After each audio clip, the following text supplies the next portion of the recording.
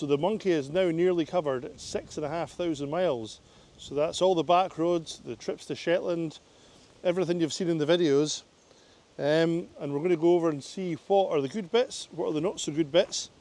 We'll see how it's faring, if anything's worn out, and see what accessories I've fitted in it. But before we do that, let's jump on the bike and go for a spin. Look, there's a wee dog here. Come on, pal. Look, it's a monkey. They good? Yes. Oh.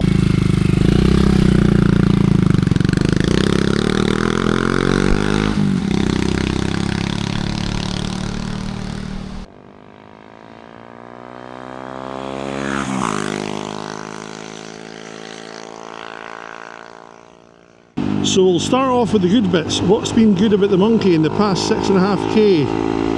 Well, the obvious one is the MPG. This thing will run on nothing. It runs on air. You can easily get 120 to the gallon. Like, that's with me on it. I'm 6'4" and 107 kilos. The other obvious, really good part, now I guess this is a bit subjective, but I've not had many people argue against it, is how it looks. The Monkey is a good looking little bike. Folk love it. I mean, if people see it and they smile. People that aren't into bikes, everybody loves the Monkey. The other really good thing about this wee bike is how easy it is and how much fun it is to ride. It's like a real bike in miniature, so it's not like an average 125. Something like a CG, which is basically a normal bike. You know, so it's 17-inch wheels, brakes that work. It's just a run-of-the-mill sort of small motorbike. The Monkey feels something special. It's different. It's not just another 125. I mean, like, genuinely, I love riding this thing. My initial fear when I bought the Monkey was there a sort of novelty factor and would I get bored of it? Now, I guess for some people there might be, but for me, nah. I still love riding this. Got 6,500 miles under it now. I mean, I bought it pretty much brand new. It was in two wheels, and a guy had bought it and done 14 miles on it. So I was originally looking at a yellow one, similar to Fergus's. But when I seen this, I thought, nah, I changed my mind. I love the red tartan seat. I love the red metallic paint, so it's got a nice flake. All like the red sort of matches the forks, the anodizing in the forks, so it looks great and it just looks quality. And I love how it's sort of like it's a nod to the Monkey of old with the red tartan seat, the white tank. This one's got the silver inlays.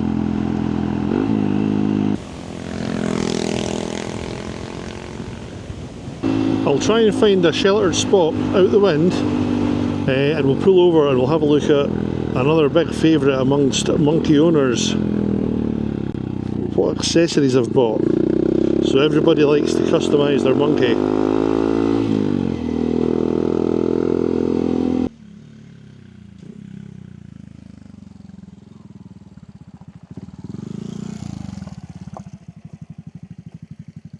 Here, I'll move it forward so you can see it a bit better. This is another strong point for the Monkey, how easy it is to move it. And then you just lift it around. It's so easy. See? So let's have a look at some of the accessories I've put on the Monkey. When I bought it, it came with this Honda rack. This is the Honda OEM rack. Now the early ones got a bit of a slating because they cracked, but you can see this one's got big beefed up welds along here, and it's strong enough to lift the bike, and I've done it loads of times, as you just seen, lift the bike with that. The most obvious accessory that you'll notice on the videos is this. This is my pride and joy, my Yoshimura RS3 exhaust. It's the full system. I'm running the spark arrestor baffle in it, because without the baffle it's literally, you've got like an open pipe not even a metre from your ear, and it's horrendous. You need to have earplugs the whole time. So Yoshimura RS3 spark arrestor baffle. The other baffle doesn't do anything. There's two. And the only other real accessory I've got that I use a lot is this, my SW Motec tank bag. Now these are really expensive. The bag's expensive. Then you have to buy the horseshoe ring that bolts onto your filler cap. That's 30 quid. So all in, this little bag, it's horrendous. Cost about 130 quid. And you can see, I'll show you here, look, it expands. So they say it's 5 litres at the moment, but you can get another litre. Wait till you see this. This is brilliant. Look, don't worry, look, you've got all this extra storage. Are you ready? You ready for the extra storage? Bonk. That's it. That's it. I mean, it is tiny, but for my GoPro batteries or my DJI batteries these days, you know, carrying your phone, carrying a few bits and bobs, it's perfect, and it fits on the bike well. It looks good. It works really, really well. It's totally reliable. So yeah, I rate it. It is expensive, but if you're looking for a tank bag for your monkey, this is really the only one, and it hooks on with this magnet system, as I say, the horseshoe clips on. That's it. It's secure as anything. Got a phone charger there, and that's it. I mean, a lot of people spend thousands of pounds tuning their monkeys up. I mean, fair play to them if that's what they want to do, but for me, it's if I spent £2 tuning this up, I may as well. I could probably buy a Fireblade for £2. You know, buy a ZZR 1100. If I want to go fast, I'll buy a fast bike. This ain't a fast bike. And on that note, let's have a look at the bad bits. So, the seat. I hear everyone on the internet saying it's an all-day comfort seat. Okay, ask them how far they've went in a day, because after 100 miles, 150 miles, your arse is sore in this thing. It seems like it's a bit too soft for me anyway. I mean, it's comfier than a lot of bikes. It's way better than the Honda 90, but yeah, you get a bit of sore arse after like a long day on the bike. Other not so great parts is the build quality. I mean, I keep on top of this like crazy. Like, it's washed all the time. I wax it, I ceramic coat it, I do all this sort of stuff. But people that don't, or people that run it all the time, especially if they're ran through winter, they just end up a rusty mess. All the paint comes off the engine, your components get rusty, the mud guards, all the sort of chrome work gets rusty, the brakes lose their bite and they become crap. I mean, it is a budget bike, but it's not a budget bike for the market. These are now, for the new one, it's £4,200 for a 125, which is crazy money. That is crazy money, especially when you look at what else you can get. I mean, you can get a GB 350 for £4,000. I think the Royal Enfield Meteor is about the same price as well. And as a bike that you could actually use, they're far more usable than one of these things. These are literally just toys. The other real sort of downside is, it's the sort of pros and cons. I mean, the ergonomics of this thing are brilliant despite its size, but because it's so small, it is so stealable. You can't leave it out of your sight. Somebody would lift it in the back of the van, especially around about Edinburgh. You just can't leave it anywhere. I wouldn't say don't buy one, but if you don't have secure storage, you can't park this in the street. You just couldn't do it. People would steal it. I'm just trying to think if there's anything else I need to cover. I don't think there is. We could do a little montage of what we've done.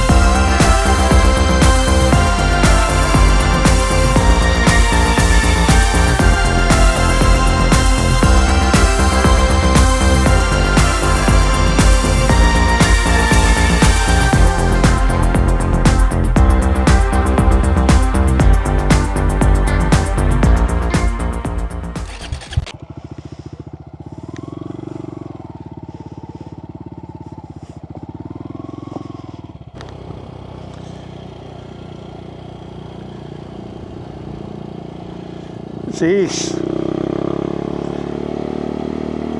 I love watching the grass ripple in the wind. I'll show you.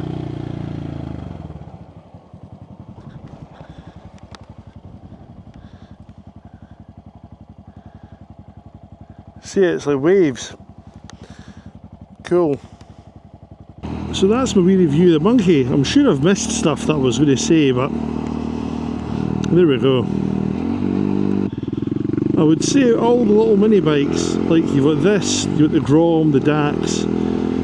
I think the Monkey's the best of the bunch. It's definitely the best looking, and I think it's the most fun to ride. I mean, I've not ridden a Grom for ages, but I'm a bit too big for the old Groms. We used to have a sort of stepped seat, so I sat like right up close like that on them, right up close to the tank. Far too small for me. The new ones have a flat seat, so it might be a bit better.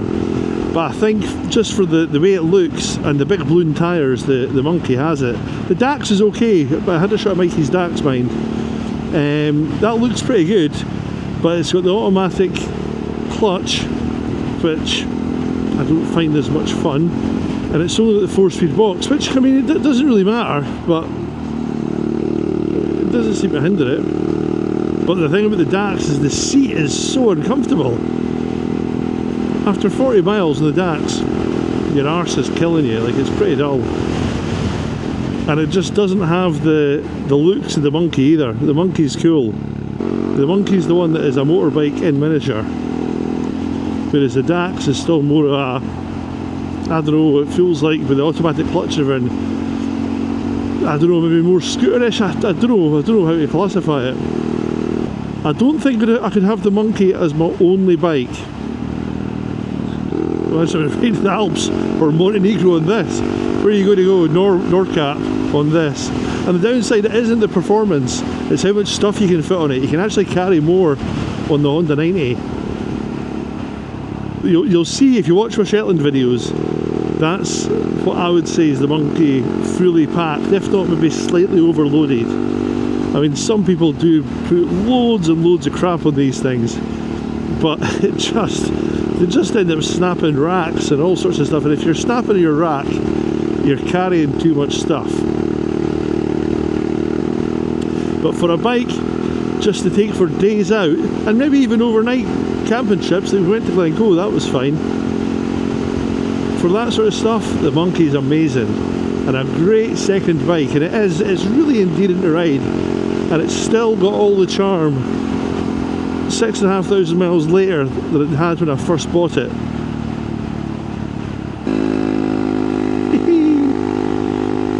Some people say that the Yoshimura would do their tits in.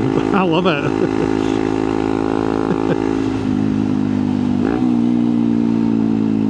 See? Great fun.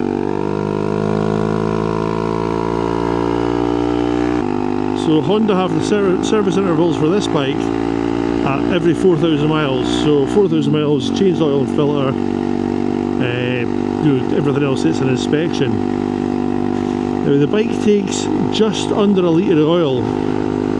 I'm not happy leaving that for 4,000 miles, so I change it. It depends how I've been using it. Between 1,000 and 2,000 miles I change the oil. And when I change the oil, I change the filter as well. It's probably overkill, but oil's cheap, Honda engines aren't. So I have serviced it a good, well, at least 4 times. I paid for the initial service, the 600 mile service, but after that I've done it myself. I checked the valves at about 6,000 miles, and they were all within tolerance, so that was pretty good. Got a new plug in then as well. And I mean, it's all easy stuff that you can do at home. It's all, the servicing's simple, you know, you just make sure you don't over tighten like your sump plug. Don't over tighten the little screws that hold on the air filter cover, the oil filter cover, sorry, and you're fine. It's all dead easy. And the only other little niggly bit is the mirrors are pretty crap. When I rode Ferg's bike, he's got a little extender on his right hand mirror, and it makes all the difference. Basically just takes it out a little bit. So I'd recommend getting one of them. I really should get one myself. He's only got one. That's all you really need. I mean, if you pull your arm in, I mean, I'm big, so if you pull your arm in, you can see behind you, but a lot of folk bitch about it. Man, what a day, look at it. Oh. So that's my little Honda Monkey 125 review. That's beautiful.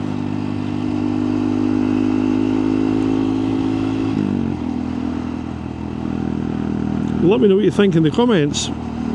Have I missed anything important on the Monkey? I probably have. So if I have, let me know. And I'll make another one when I review it next time after maybe 10,000 miles. So thanks for watching, and I'll catch up with you all again soon. Remember and subscribe and buy merch. Buy some t-shirts. Buy one that says I fucking hate keyless ignition. Right, I'll catch you all later on. Have a good one. I'm going to go home and maybe have a beer, because look, it's glorious weather. Right, I'll see you next time. Ciao, ciao.